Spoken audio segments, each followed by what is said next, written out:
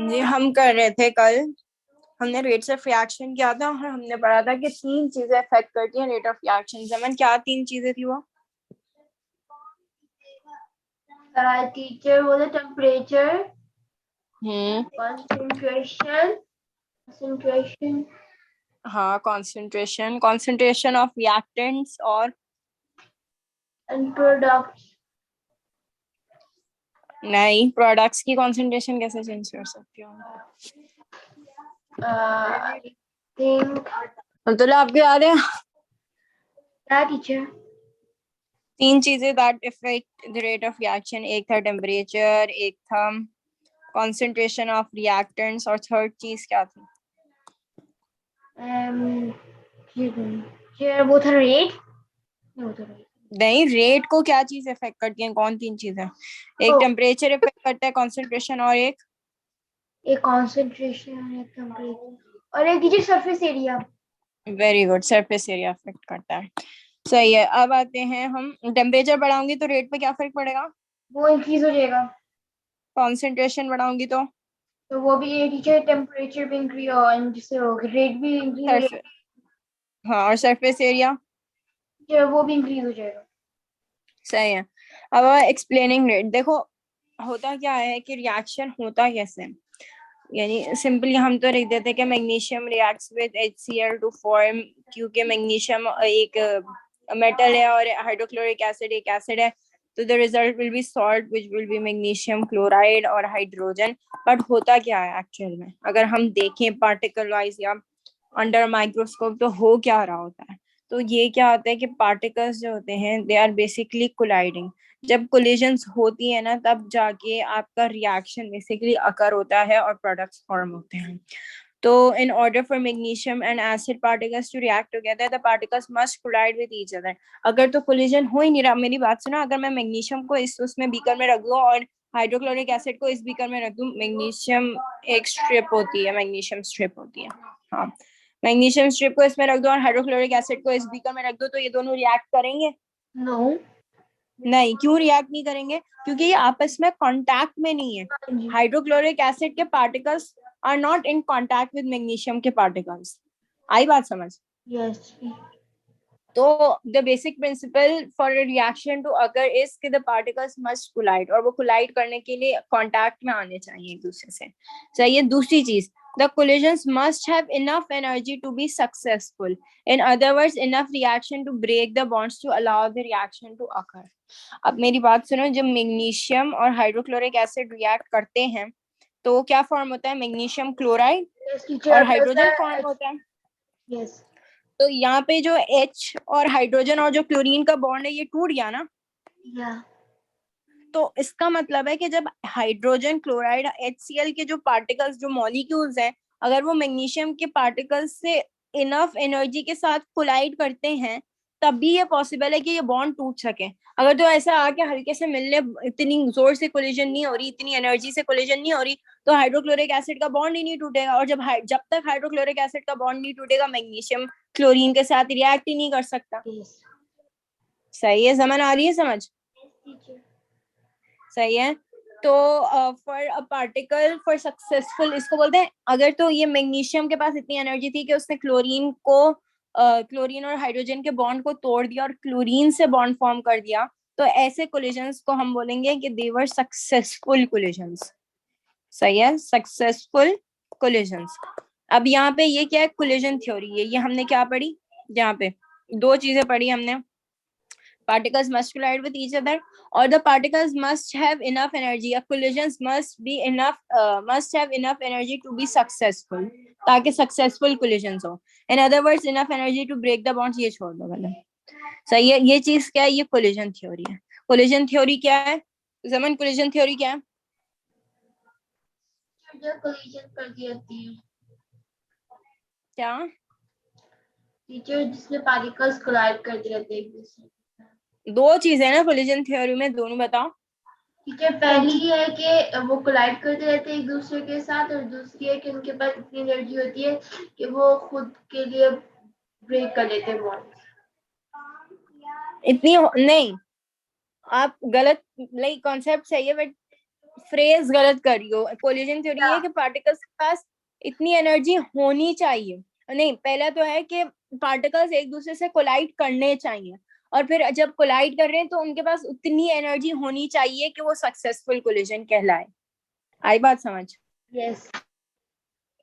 ठीक है, अब आओ यहाँ पे, ये देखो द पार्टिकल्स, यहाँ पे इन्होंने एग्जांपल दी हुई है कि the particles in the liquid move non-stop. सही है, to react an acid particle must collide with the magnesium atom and the bonds must break. तो जब यहाँ पे collision हुई, the collision has enough energy to break the bonds, so it is a successful collision. लिख दो यहाँ पे पहले, the particles react and new bonds form giving magnesium chloride and hydrogen, but this collision did not have enough energy. ये यहाँ पे collide क्या, it did not have enough energy, so it was not a successful collision. No bonds were broken, the acid particle just bounced away. वो आए यहाँ से टकराया, इतनी एनर्जी नहीं थी तो वो वापस चला गया। सही है। If there are a lot of successful collision in a given minute, then lot of hydrogen is produced in that minute. In other words, the rate of reaction is high. जितनी successful collisions per unit time होंगी, per unit time है कि अगर मैं 1 second ले रही हूँ तो 1 second में बहुत सारी collisions हो रही हैं, तो the rate of reaction will increase. ठीक है। If there are not many successful collision, the rate of reaction will decrease. Abdullah Saman, jawab to do. The rate of reaction depends on how many successful collisions are there in a given unit of time. We're changing the rate of reaction. Why does the rate increase with concentration? देखो हमने बोला था कि rate of reaction बढ़ाने के लिए there need to be more successful collisions per unit time या per second. Okay. क्या टीचर? तो अगर मैंने बोला ना कि अभी तो हमने पढ़ा कि for the rate of reaction to increase, there need to be more successful collisions per unit time. Yeah. ये लिख लो आप लोग, एक काम करो यहाँ लिख लो कहीं पे नोट्स में, for more successful collisions, नहीं, for faster rate of reaction. Teacher बस 2 मिनट दे। हाँ लिख लो, for faster rate of reaction.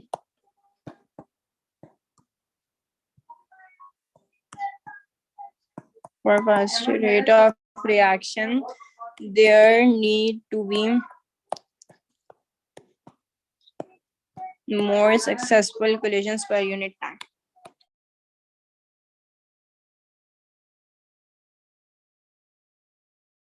Collisions, बस 2 मिनट दे आप। हाँ, per unit time. ये लिख लो तो मुझे बता दो। हाँ जी, अब हाँ मैंने बोला कि for faster rate of reaction there need to be more successful collision per unit time. अब ये बोल रहे हैं कि हमने 3 फैक्टर्स पढ़े थे जिससे रेट ऑफ रिएक्शन बढ़ रहा था।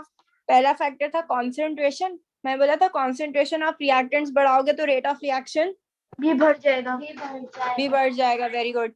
अब सवाल ये आता है कि क्यों बढ़ेगा, रेट ऑफ रिएक्शन कॉन्सेंट्रेशन बढ़ाने से क्यों बढ़ेगा? तो देखो यहाँ पे मैंने क्या किया, या एसिड क्या जो मतलब एसिड के अंदर ज्यादा पावर आ जाएगी टू हिट। नहीं, ज्यादा पावर नहीं आएगी, ज्यादा पार्टिकल्स आ जाएंगे हिट करने के लिए।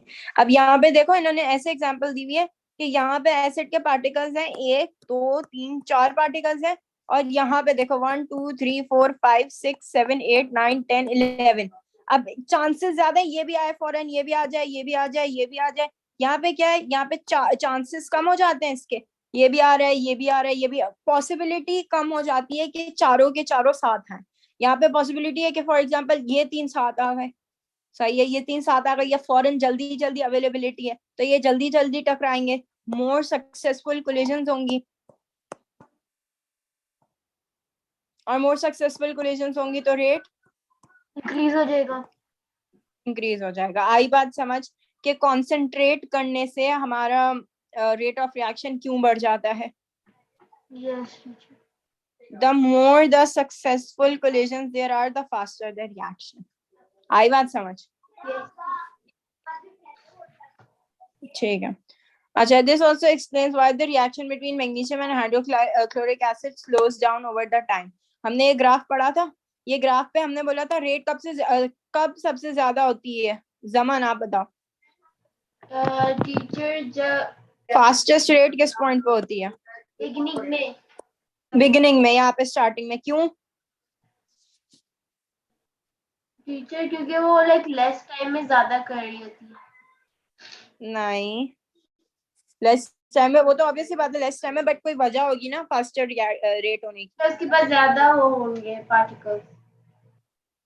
ज्यादा रिएक्टेंट्स है ना, reactants are in highest amount, highest concentration में यहाँ पे। ओके सबसे ज्यादा रिएक्टेंट्स प्रेजेंट है ना यहाँ पे। जितने, अगर 2 ग्राम मैंने मैग्नीशियम डाला है तो पूरे 2 ग्राम मैग्नीशियम प्रेजेंट है यहाँ पे। मैंने 10 सेंटीमीटर क्यूब HCl डाला है तो पूरे 10 सेंटीमीटर HCl प्रेजेंट है। तो maximum concentration of reactants present है, इस वजह से आपका रेट सबसे हाईएस्ट होगा। फिर आराम आराम से क्या होता है, आपका रेट स्लो डाउन करता है। क्यों स्लो डाउन करता है? क्योंकि जो खत्म हो रहे होते हैं, रिएक्टेंट्स यूज अप हो रहे होते हैं, और लास्ट में क्या होता है रेट को, रिएक्टेंट पूरी तरह खत्म हो जाते हैं। हाँ बिल्कुल जीरो हो जाती है रेट। तो यहाँ पे देखो ये एग्जांपल दी हुई है कि पहले एसिड था और मैग्नीशियम था, सही है। अब बहुत सारे एसिड के पार्टिकल्स हैं, बहुत सारे मैग्नीशियम के पार्टिकल्स हैं, फौरन फटाफट रिएक्शन हो रहा है क्योंकि ये पार्टिकल्स आके फौरन टकरा रहे हैं and there are successful collisions. फिर क्या हो रहा है, अब ये यूजअप होना शुरू हो गया, ये मैग्नीशियम भी कम यूजअप हो गया और हाइड्रोक्लोरिक एसिड भी यूजअप हो गया। तो अब आपका रेट ऑफ रिएक्शन जो है वो बहुत कम हो जाएगा। इसके बाद देखो, अगर मैं बोलूं कि एक रेट मैग्नीशियम के डिक्रीज हो पार्टिकल जाएगा, के, क्या? रेट डिक्रीज हो जाएगा ना फिर।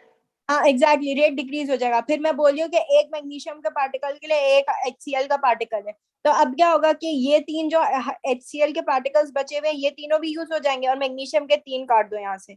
अब क्या हुआ, अभी भी मैग्नीशियम बचा हुआ है लेकिन हाइड्रोक्लोरिक एसिड नहीं बचा हुआ। इसका मतलब है कि मैग्नीशियम हमारा एक्सेस में था और हाइड्रोक्लोरिक एसिड एक लिमिटिंग रिएजेंट था। ये मैंने बताया हुआ याद है? हाँ। तो अब क्या होगा, अब आपके क्योंकि रिएक्टेंट या HCl was completely used up, तो रिएक्शन फिनिश्ड। अब आपका कोई आगे रेट ऑफ कोई रिएक्शन होगा ही नहीं क्योंकि कोई सक्सेसफुल कोलिजन नहीं होगा। ठीक है। ओके। अच्छा, इसके बाद हमने पढ़ा था कि with rate, by rate increases, हमने पढ़ा था कि टेम्परेचर के साथ रेट भी बढ़ेगी, सही है। तो क्यों बढ़ेगी, देखो अभी इनके पास नॉर्मल एनर्जी है, बट जब मैं इनको हीट करूंगी तो इनके पास ज्यादा एनर्जी आएगी, इनकी ये जो रैंडम मोशन है ये बढ़ जाएगा। जब इनका रैंडम मोशन बढ़ जाएगा, इनके पास पार्टिकल्स के पास ज्यादा काइनेटिक एनर्जी आ जाएगी, तो सक्सेसफुल कोलिजन्स भी ज्यादा होंगी। ये देखो यहाँ पे सक्सेसफुल कोलिजन्स होना शुरू हो गई। यस। ठीक है। तो जब सक्सेसफुल कोलिजन ज्यादा होंगी तो आपका रेट ऑफ रिएक्शन फास्टर हो जाएगा और जल्दी से आपके रिएक्टेंट्स यूज अप हो जाएंगे। इस वजह से ये देखो रेट फास्टर था यहाँ पे ये पूरा टाइम, और आपका जो रेट फिर रिएक्शन जल्दी खत्म हो गया कंपेयर टू नॉर्मल टेम्परेचर पे। Yes teacher. जमन आ रही है समझ? Yes teacher. ठीक है। फिर तीसरी चीज आती है कि why rate increases with surface area. तो सरफेस एरिया के साथ रेट क्यों बढ़ता है, क्योंकि सरफेस एरिया देखो यहाँ पे, एक मैंने बोला था ना कि आप ज्यादा टच कर सकते हो अगर सरफेस एरिया बढ़ेगा तो यहाँ पे पार्टिकल्स यहाँ से आ सकते हैं, यहाँ से आ सकते हैं, यहाँ से और यहाँ से आ सकते हैं। अब इन्होंने क्या किया, इन्होंने यहाँ सरफेस एरिया बढ़ा दिया। अब ये 3 पार्टिकल्स को यहाँ से, यहाँ से, यहाँ से 4 साइड से टच कर सकते हैं, इसको यहाँ से हर जगह से टच कर सकते हैं, यहाँ से कॉन्टैक्ट में आ सकते हैं हाइड्रोक्लोरिक एसिड के पार्टिकल्स। तो अब जब सरफेस एरिया बढ़ जाएगा तो चांसेस ऑफ कोलिजन भी बढ़ जाएंगे, चांसेस ऑफ सक्सेसफुल कोलिजन बढ़ेंगे तो रेट ऑफ रिएक्शन ज्यादा हो जाएगा, ज्यादा हो जाएगा, बढ़ जाएगा। आई बात समझ? ये इस तरीके से ले लो कि ये जो अगर कैल्शियम है तो कैल्शियम कार्बोनेट के बड़े चिप्स है, मार्बल चिप्स बड़े हैं और ये छोटे हैं। या यहाँ पे मैग्नीशियम रिबन होती है, रिबन होती है इस तरीके से, नॉर्मल रिबन होती है बट पतली सी मेटालिक रिबन होती है, आप उसको थोड़ा प्रेस कर सकते हो, चेंज कर सकते हो उसकी शेप, मैग्नीशियम इस टाइप का होता है। बट आपने क्या किया, अब आपने इसको पाउडर में कर दिया, पाउडर फॉर्म में, या उसको और छोटे छोटे पीसेस काट लिया। तो यहाँ पे उसका जब सरफेस एरिया बढ़ेगा तो रेट ऑफ रिएक्शन भी बढ़ जाएगा, सही है। अब मैंने 3 चीजें आप लोगों को बताई थी। पहले तो हमने पढ़ा था कि रेट ऑफ रिएक्शन का कर्व होता है वो इस तरीके से होता है, और यहाँ पे द रेट इज, हम रेट कैसे डिटरमाइन कर सकते हैं, बाय ड्रॉइंग टेंजेंट्स, और the rate is fastest at the beginning क्योंकि द ग्राफ इज स्टीपेस्ट, जितना स्टीप ग्राफ होगा the rate will be faster. सही है. और क्यों faster होती है? क्योंकि reactants are in maximum amount, in maximum quantities. फिर the rate begins to slow down. Rate slow down क्यों होती है? क्योंकि the reactants are being used up. और फिर जब एक reactant या दोनों reactant, most cases में एक reactant खत्म हो जाता है पहले, that is the limiting reagent, तो reaction हमारा बंद हो जाता है क्योंकि आपके reactant ही खत्म हो गया. सही है. फिर हमने पढ़ा था 3 factors affect the rate of reaction: concentration of reactants, temperature और surface area. concentration बढ़ाने से रेट बढ़ेगी, टेम्परेचर बढ़ाने से रेट बढ़ेगी, और सरफेस एरिया बढ़ाने से भी रेट बढ़ेगी. ठीक है. फिर मैंने एक्सप्लेन किया कि सक्सेसफुल कोलिजन थ्योरी क्या है. कोलिजन थ्योरी ये है कि particles need to collide for reaction to occur, और कोलाइड करते वक्त भी they should have enough energy for collisions to be successful. सही है. फिर एक्सप्लेन किया कि जब तक ये कांटेक्ट में नहीं आएंगे तब तक रिएक्शन हो नहीं सकता. फिर जब अगर हम कंसंट्रेशन बढ़ा रहे हैं तो the chances of collisions increase. तो जब chances of successful collisions increase तो रेट ऑफ रिएक्शन इंक्रीज हो जाएगा. हाँ. टेम्परेचर बढ़ाएंगे तो क्या होगा? मॉलिक्यूल्स के पास पार्टिकल्स के पास ज्यादा एनर्जी आएगी, तो ज्यादा कोलिजन्स होंगे, ज्यादा सक्सेसफुल कोलिजन्स होंगे, तो रेट बढ़ जाएगा. फिर जब सरफेस एरिया बढ़ाएंगे तो चांसेस ऑफ कोलिजन बढ़ जाएंगे. जब चांसेस ऑफ कोलिजन बढ़ेंगे तो भी रेट बढ़ जाएगा. अब आती है आपका कैटलिस्ट. कैटलिस्ट क्या होता है? कल हमने थोड़ा सा पढ़ा था कि catalyst is a substance that speeds up a chemical reaction but remains chemically unchanged itself. ये यहाँ पे जितने भी वो बायोलॉजिकल कैटलिस्ट वो अलग होते हैं. सही है. यहाँ पे जो कैटलिस्ट है ना, they will mostly be transition elements. या तो ट्रांजिशन एलिमेंट्स होंगे या तो कुछ एसिड्स होते हैं. जैसे HCl भी कुछ रिएक्शंस को कैटलाइज करता है, फास्फोरिक एसिड भी कुछ रिएक्शंस को कैटलाइज कर देता है. सही है. और कैटलाइज करना क्यों जरूरी है? क्योंकि उसके अलावा the reactions are very slow. ठीक है. दे आर वेरी स्लो, तो उस वजह से हमें जब फास्टर रेट ऑफ रिएक्शन चाहिए होता है तो वो यूज कैटलिस्ट. और कैटलिस्ट की ये स्पेशलिटी है कि it does not interfere with the reaction or remains chemically unchanged itself. जी. Can you give us 1 minute? हाँ सही है, ले लो. Yes, कीजिए, होगा काम. सही, आ जाओ. फिर हमने हाँ मैं बोली थी कैटलिस्ट और substance that speed up a chemical reaction without being unchanged. ठीक है. यहाँ पे इन्होंने एग्जांपल दिया कि हाइड्रोजन पेरोक्साइड रहता है H2O2. H2O2 ये ऑटोमेटिकली ब्रेक डाउन कर देता है इनटू हाइड्रोजन. हाइड्रोजन है नहीं, वाटर और ऑक्सीजन है. वाटर और ऑक्सीजन में ब्रेक डाउन कर देता है खुद को, but this is a very slow process. लेकिन अगर मैं इसके लिए कैटलिस्ट यूज कर लूं तो the rate of reaction will increase. जी. हम इसके लिए कैटलाइज कैसे यूज करेंगे?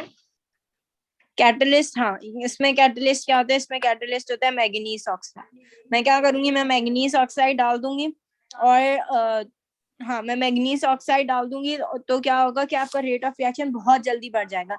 इन्होंने क्या किया? इन्होंने टेस्ट किया. देखो ऑक्सीजन का टेस्ट क्या होता है? अगर मुझे देखना है कि किसी रिएक्शन में से ऑक्सीजन रिलीज हो रहा है या नहीं हो रहा, तो मैं एक ग्लोइंग स्प्लिंट जैसे कैंडल टाइप स्प्लिंट होती है, डंडी होती है जो आग कैच कर सकती है बेसिकली, या उस पर आग लगा सकते हैं हम. तो स्प्लिंट ग्लो कर रही है. ऑक्सीजन होगा तो वो लाइट हो जाएगी ना?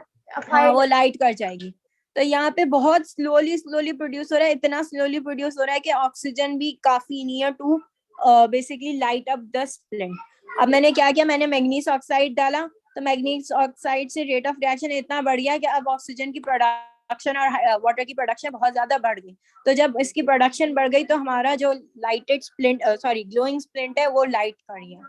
और जब वो लाइट करेगा, रॉ लिवर जो लिवर होता है वो भी इस चीज को स्पीड अप कर देता है. सही है. रॉ लिवर यहाँ पे इसमें हम देखेंगे नहीं. हम कोई भी बायोलॉजी की चीज किसी भी केमिकल रिएक्शन में नॉर्मली यूज नहीं करते इंडस्ट्रियल लेवल पे. और ये सिर्फ एक्सपेरिमेंट है, इस वजह से किया है, वरना हम मैग्नीज ऑक्साइड ही करेंगे. सही है. समथिंग इन देखो, अब बॉडी में एंजाइम्स होते हैं, बॉडी में एंजाइम्स होते हैं, और लिवर में एंजाइम होता है कैटलेस. हाँ, biological catalysts are known as enzymes. तो enzymes क्या कहते हैं, एंजाइम होता है, कैटलेज एंजाइम होता है, तो that breaks down H2O2 hydrogen peroxide as well. हमारी बॉडी में क्या होते हैं? प्रोटीन्स होते हैं हमारी बॉडी में inside. हाँ, proteins, enzymes are proteins in Active nature. as a हाँ, तो ये है कि what are enzymes? Enzymes are proteins made by cell to act as biological catalyst. Enzymes are found in every living thing. We have thousands of enzymes inside you. For example, catalase speeds up the decomposition of hydrogen peroxide in your cells before it can harm you. Amylase है in your saliva or stomach, small intestine में भी होता है, that speeds up the breakdown of starch in your food. Without enzymes, most of the reactions that take place in your body would be far too slow at body temperature, so you would die. ठीक है, तो enzyme का काम होता है to speed up the rate of reaction, और biological catalyst का काम होता है to speed up the rate of reaction, और एंजाइम्स आर बायोलॉजिकल कैटलिस्ट। ठीक है, okay. अच्छा जी। For a reaction to take place, the reacting particles must collide with enough energy for bonds to break and reaction to occur. When a catalyst is present, the reactants are able to react in a way that requires less energy. यानी होता क्या है कि catalyst basically lowers the activation energy. This means more collision have now, यानी देखो, अगर for example दे रही हूँ, सिर्फ एग्जांपल दे रही हूँ कि पार्टिकल्स को 10 जूल से कोलाइड करना है अगर उनको एक सक्सेसफुल कोलिजन बनाना है तो, बट अगर मैं कैटलिस्ट यूज कर लूंगी तो that will lower the activation energy. Activation energy क्या होता है? The minimum energy required to start a reaction, the minimum energy required to start a reaction. सही है, तो कैटलिस्ट क्या करेगा, जब मैं कैटलिस्ट डालूंगी ना तो it will lower this activation energy. यानी पहले 10 जूल्स चाहिए थे टू स्टार्ट अ रिएक्शन, अब खाली 2 जूल्स चाहिए। तो यानी अगर जी Can you give us again 1 minute, please? ले लो। हाँ जी, यहाँ पे आओ। हाँ, मैं बोली थी कि catalyst lower the activation energy. For example यहाँ पे बहुत सारे पार्टिकल्स हैं और रिएक्ट करना है इन पार्टिकल्स को इस चीज से। सही है, तो अगर इस चीज से इसको रिएक्ट करना है तो इस पार्टिकल के पास अब सारे पार्टिकल्स को एनर्जी दे दो। जैसे इसके पास 2 जूल्स है, इसके पास 5 जूल्स है, इसके पास 7 जूल्स है, इसके पास 10 जूल्स है, इसके पास भी चलो 10 जूल्स है, इसके पास 9 जूल्स है, इसके पास 1 जूल है। अब क्या होगा, जैसे अगर तो कोई हमें कोई कैटलिस्ट नहीं डला हुआ और इधर एक्टिवेशन एनर्जी 10 जूल्स, तो क्या होगा, खाली हमारे दो तरह के पार्टिकल्स, एक ये वाला पार्टिकल रिएक्ट करेगा और ये वाला पार्टिकल रिएक्ट करेगा। बाकी इन ये सब जो आएंगे ये यहाँ से कोलाइड करेंगे, बट क्योंकि इनफ एनर्जी नहीं है तो the reaction will not be successful. अब अगर मैं कोई कैटलिस्ट इंट्रोड्यूस कर दूंगी तो क्या होगा, it will lower the activation energy. Lower the activation energy का क्या मतलब है कि इसने 2 जूल्स कर दी, अब मिनिमम रिक्वायरमेंट 2 जूल्स की है। 2 जूल्स अगर है पार्टिकल के पास तो it will give a successful collision. अब ये भी सक्सेसफुल कोलिजन देगा, ये भी सक्सेसफुल कोलिजन देगा, बट 7 जूल्स वाला भी देगा, 5 जूल्स वाला भी देगा, 2 जूल्स वाला भी देगा और 9 जूल्स वाला भी देगा। हाँ, 1 वाला नहीं देगा, but that is an exception. उसके अलावा तो इतने सारे दे रहे हैं ना, तो it lowers the activation energy. Catalyst lowers the activation energy. क्यों? कैटलिस्ट वो क्यों, वो अलग मसला है, वो अभी नहीं पढ़ने की बात, वो डिटेल में जब आपके सिलेबस में नहीं है तो बढ़ाने का। मगर डीजे कैटलाइज्ड वो रेट ऑफ रिएक्शन को ज्यादा बढ़ाता है या कम करता है? बढ़ाता है ना, जल्दी जल्दी अब कोलिजन्स हो रही है ना, जल्दी जल्दी सक्सेसफुल कोलिजन्स हो रही है। तो जब सक्सेसफुल कोलिजन ज्यादा होंगी तो the rate of reaction will increase. सही है। अच्छा, यहाँ पे भले ही अभी पढ़ लो, बट ये हम डिटेल में पढ़ेंगे कि ट्रांजिशन एलिमेंट्स या उनके ऑक्साइड्स यूज होते हैं एज कैटलिस्ट। और यहाँ एग्जांपल दी हुई है, iron is used in manufacture of ammonia. ये हम पढ़ेंगे, कोई चैप्टर है आगे हेबर प्रोसेस के, हाँ, हेबर प्रोसेस के नाम से। और वेनेडियम ऑक्साइड ये भी हम पढ़ेंगे क्योंकि मैन्युफैक्चरिंग ऑफ सल्फ्यूरिक एसिड भी है। ठीक है, बाकी ये making use of enzymes, enzymes के अलग अलग काम है, ये टेस्ट तो नहीं करते, बायोलॉजी में टेस्ट करते हैं। उसके अलावा मैं सिंपल सा ओवरव्यू दे देती हूँ। देखो, कैटलिस्ट इंडस्ट्रियल लेवल पे कैटलिस्ट नहीं एंजाइम्स यूज होते हैं, और एंजाइम्स भी कैसे यूज होंगे, जो प्रोटीन्स को ब्रेक डाउन करेंगे, प्रोटीएजेस या अमाइलेज। जी टीचर, वो जो वॉशिंग मशीन होती है उसके डिश वॉशर में एंजाइम्स यूज होते हैं ना? वही बता रही हूँ मैं अब्दुल्ला। प्रोटीएज होते हैं, प्रोटीएज ब्रेक डाउन करते हैं प्रोटीन को, अमाइलेज ब्रेक डाउन करते हैं स्टार्च वगैरह को, और कार्बोहाइड्रेसेस होते हैं, कार्बोहाइड्रेसेस जो होते हैं दे ब्रेक डाउन कार्बोहाइड्रेट्स। तो क्या होता है जब हमारे कपड़ों पे कोई भी, जैसे फॉर एग्जांपल ब्लड स्टेन्स लग जाते हैं, या तो कोई फूड स्टेन्स, एग में भी प्रोटीन होता है, एग स्टेन्स लग जाते हैं, या कोई भी कार्बोहाइड्रेट्स लग जाते हैं, तो वो नॉर्मल डिटर्जेंट से नहीं धुलते हैं। तो बायोलॉजिकल डिटर्जेंट्स होते हैं, इनमें ये एंजाइम्स होते हैं। तो जब भी अब ब्लड में भी प्रोटीन होता है और एग में भी प्रोटीन होता है, कुछ भी अगर हमारे कपड़ों पे गिर गया है, तो अगर हम इस वाले बायोलॉजिकल, हाँ जी, ये ब्रेड हमारे कपड़ों पे किस तरह लग सकते हैं?